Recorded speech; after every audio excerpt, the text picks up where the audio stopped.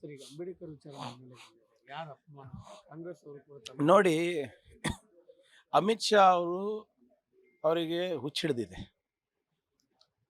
ಅವರು ಅಧಿಕಾರದ ಅಮಲಿನಲ್ಲಿ ಬಾಯಿಗೆ ಬಂದಂಗೆ ಮಾತಾಡ್ತಾ ಇದ್ದಾರೆ. ಭಾಳ ಸ್ಪಷ್ಟವಾಗಿ ನೀವು ಆ ವಿಡಿಯೋ ನೋಡಿ ಅಥವಾ ರೆಕಾರ್ಡಿಂಗ್ ತೆಗೆದು ನೋಡಿ ಏನು ಹೇಳ್ತಾರೆ. ಈಗ ಅಂಬೇಡ್ಕರ್ ಅವರ ಹೆಸರನ್ನು ಸ್ಮರಿಸೋದು ಫ್ಯಾಷನ್ ಆಗಿಬಿಟ್ಟಿದೆ. ಅಷ್ಟು ಸರಿ ಅವ್ರ ಹೆಸರು ದೇವ್ರ ಹೆಸರು ಸ್ಮರಿಸ್ಬಿಟ್ಟಿದ್ರೆ ಇನ್ನು ಮುಂದಿನ 7 ಜನ್ಮಕ್ಕೆ ನಿಮ್ಗೆ ಸ್ವರ್ಗ ಪ್ರಾಪ್ತಿ ಆಗ್ತಾ ಇತ್ತಂತ. ಅದು ನಮಗೆ ದೇವ್ರ ಹೆಸರು ಹೇಳಿದ್ರೆ ಸ್ವರ್ಗ ಸಿಗುತ್ತೋ ಇಲ್ಲೋ ನನಗೆ ಗೊತ್ತಿಲ್ಲ. ಆದರೆ ಬಾಬಾ ಸಾಹೇಬ್ ಅಂಬೇಡ್ಕರ್ ಅವ್ರ ಹೆಸರು ಹೇಳಿದ್ರೆ ಸಾಮಾಜಿಕ, ಆರ್ಥಿಕ ಹಾಗೆ ರಾಜಕೀಯ ನ್ಯಾಯ ಸಿಗುತ್ತೆ, ಒಂದು ಸ್ವಾಭಿಮಾನದ ಬದುಕು ಈ ಜನ್ಮದಲ್ಲೇ ಸಿಗುತ್ತೆ ಅಂತ ನನಗೆ ಅಷ್ಟು ಮಾತ್ರ ಗೊತ್ತಿದೆ. ಇದು ಅವರ ಮನುಸ್ಮೃತಿ RSS ಐಡಿಯಾಲಜಿ ಏನಿದೆ ಅದು ತುಕ್ಕಿಡ್ದಿರೋ ತತ್ವ ಏನಿದೆ ಅದು ಇವ್ರ ತಲೆನಲ್ಲಿ ಕೂತ್ಬಿಟ್ಟಿದೆ.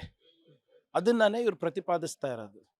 ಇವರು ಹಿಂದೆ ಕೂಡ RSS ಇರ್ಬೋದು, ಜನಸಂಘ ಇರ್ಬೋದು, ಬಾಬಾ ಸಾಹೇಬ್ ಅಂಬೇಡ್ಕರ್ ಅವ್ರ ವಿರೋಧಿ ಇದ್ದರು, ಈಗಲೂ ಇದ್ದಾರೆ, ಮುಂದೂ ಇರ್ತಾರೆ.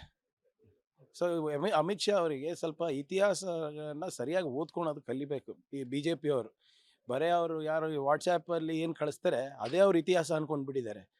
ಇವ್ರದ್ದು ಯಾವುದೇ ಪಾತ್ರ ನಮ್ಮ ಸ್ವಾತಂತ್ರ್ಯ ಹೋರಾಟದಲ್ಲಿಲ್ಲ, ಸಂವಿಧಾನದ ರಚನೆಯಲ್ಲಿಲ್ಲ.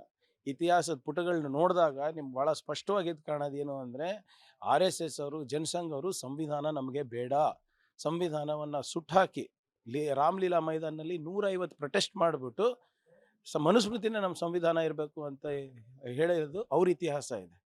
ಫಸ್ಟ್ ಅವ್ರ ಇತಿಹಾಸ ತಿಳ್ಕೊಳ್ಳಿ. ಅದೇ ಇವತ್ತು ನಾನು ಹೇಳ್ದಂಗೆ ಈ ತುಕ್ಕಿಡಿದಿರೋ ತತ್ವ ಏನಿದೆ, ಯಾವ ತತ್ವದಲ್ಲಿ ಸಮಾನತೆ ಇಲ್ಲ, ಯಾವ ತತ್ವದಲ್ಲಿ ಒಂದು ಸ್ವಾಭಿಮಾನದ ಬದುಕಿಲ್ಲ, ಆ ತತ್ವವನ್ನು ನಾವು ಒಪ್ಲಿಕ್ಕೆ ಆಗೋದಿಲ್ಲ. ಅದಕ್ಕೆ ಅಲ್ವಾ ಇವ್ರು ಹೇಳಿದ್ದು, ಈಗ 240 ಬಂದಿದ್ದಕ್ಕೆ ಹಿಂಗೆ ಮಾತಾಡ್ತಾ ಇದ್ದಾರೆ. ಅಕಸ್ಮಾತ್ ಅಬ್ಕಿ ಬಾರ್ 400 ಪಾರ್ ಅಂತ ಘೋಷಣೆ ಏನಾದರೂ 400 ಪಾರ್ ಆಗಿದ್ದಿದ್ರೆ ಸಂವಿಧಾನನೇ ಬದಲಾವಣೆ ಮಾಡ್ತಾ ಇದ್ರಲ್ರಿ. 240ಗೆ ಇವ್ರ ಆಟಿಟ್ಯೂಡ್ ಹಿಂಗಿದೆ. Imagine if they had got 400 seats.